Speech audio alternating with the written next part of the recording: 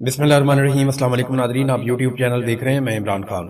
ناظرین، پہلی خبر تو یہ ہے کہ بشرا بی بی کو رات گئے اسپتال منتقل کیا گیا اور ان کی آنکھ کا ہی پرابلم ہے، انہیں اسپتال لے جایا گیا، کچھ دیر ان کو داخل رکھا گیا اور بعد میں خبر آئی کہ انہیں واپس شفٹ کر دیا گیا ہے اڈیالہ جیل میں۔ اب یہ ایک معمول بنا لیا گیا ہے، یعنی وہ ایک خاتون ہے، نہ ان کی فیملی کو آگاہ کیا جاتا ہے، نہ ان کے وکلا کو آگاہ کیا جاتا ہے، بس جیل سے عملہ انہیں اٹھاتا ہے، سیکیورٹی ساتھ لگاتا ہے اور جب دل کرتا ہے لے کر چلا جاتا ہے۔ اب وہ انہیں اسپتال میں لے کر گئے ہیں، یہاں پہ اس قسم کی سچویشن میں رات گئے، کوئی ایمرجنسی ہے، کیا صورتحال ہے، اس کے بارے میں کسی کو کچھ پتہ نہیں ہے۔ ان کی فیملی الگ سے پریشان ہے اور پاکستان تحریک انصاف بھی اس کے اوپر احتجاج کر رہی ہے۔ اب عمران خان کے ساتھ یہ زیادتیوں کی تو انتہا ہے۔ یاد ہے آپ کو، بلاول کی پھپھو کو ایک دن رات کے وقت ایک جگہ سے دوسری جگہ شفٹ کیا گیا تھا، اور رات کا وقت نہیں تھا، وہ بھی شام کا وقت تھا، تو بلاول نے چیخ چیخ کے گلا پھاڑ دیا تھا اور پورے پاکستان کے اندر کوہرام مچ گیا تھا کہ ایک خاتون کو رات کے وقت فیملی کی اجازت کے بغیر اور پروٹوکولز کے بغیر اور فلانی چیز کے بغیر آپ کیسے موو کر سکتے ہیں۔ تو یہاں بشرا بی بی کو اٹھایا جاتا ہے جناب، ان کو لے جاتے ہیں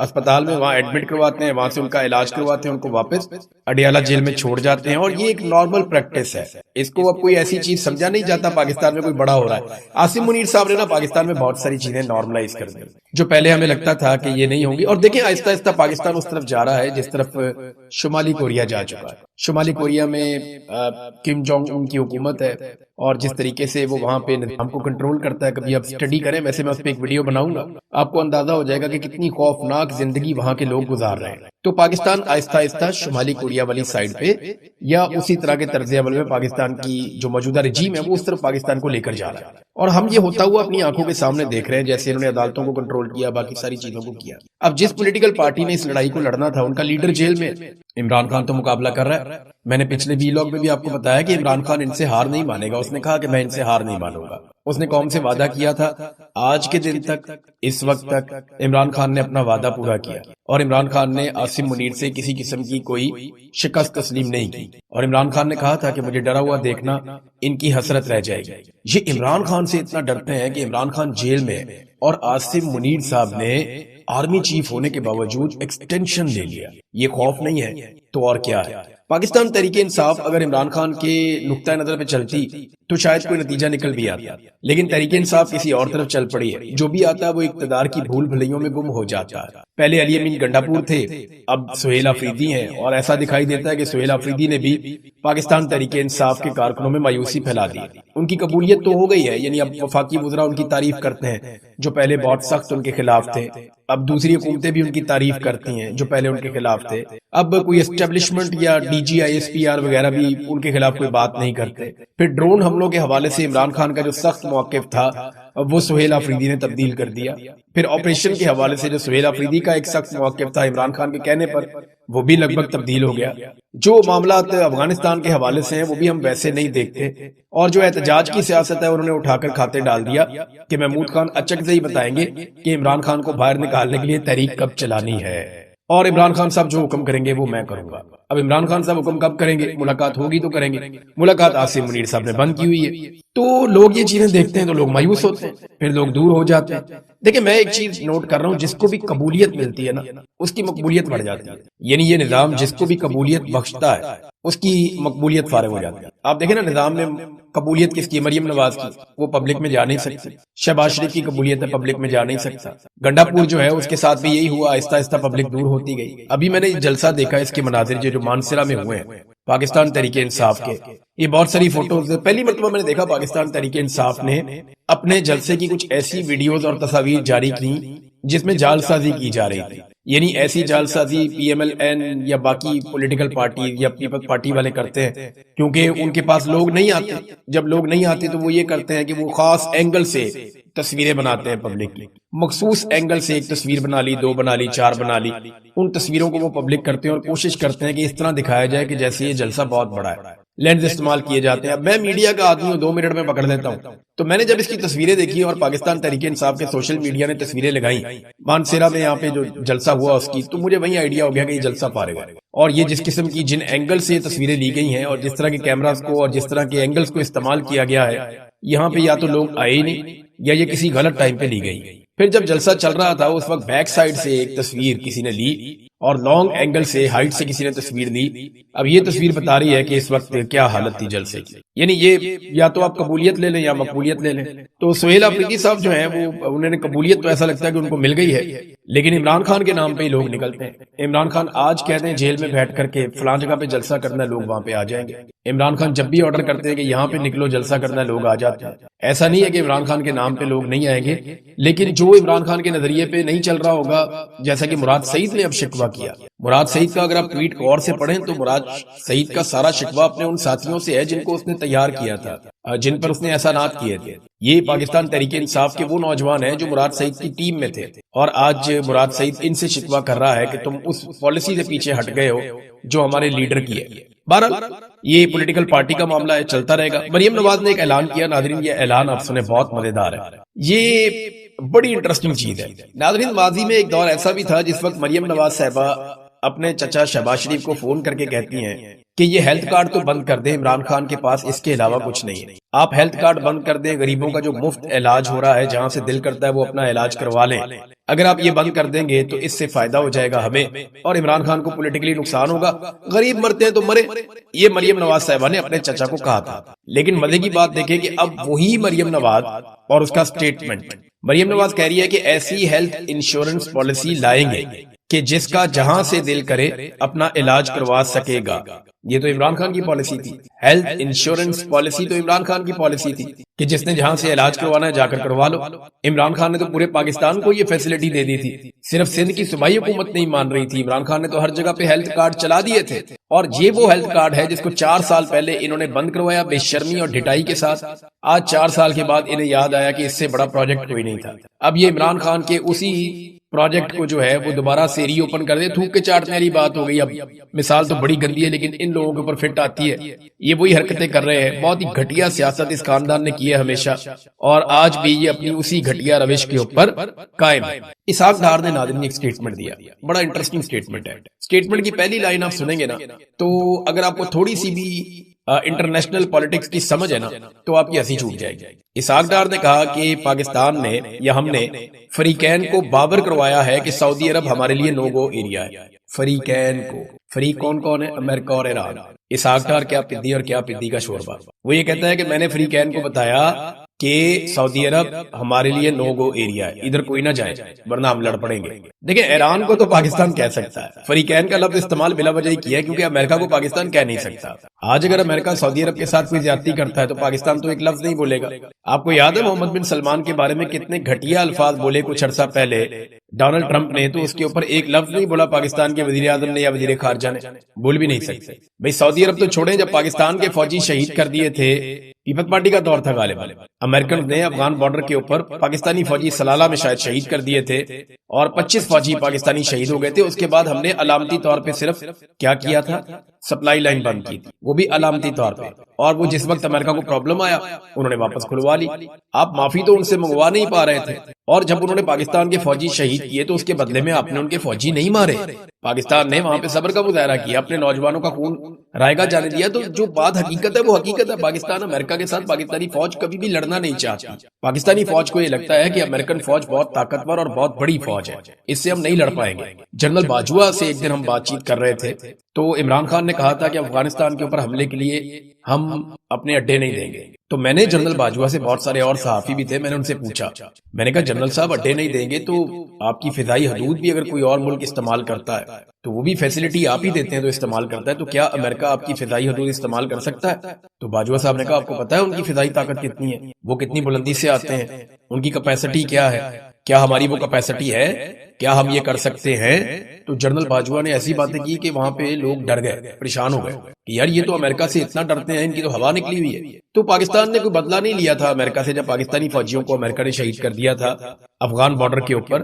تو یہ جو پیغام اسحاق ڈار نے دیا ہے یہ صرف کہتے ہیں نا کہنا تینوں تے سنانا نون، یعنی یہ انہوں نے ایکچولی فریقین کا لفظ استعمال کیا، حفظ ما تقدم. ایکچولی جو یہ پیغام ایران کو ہے کہ اگر دوبارہ لڑائی ہوتی ہے تو سعودی عرب تسی منہ نہیں کرنا.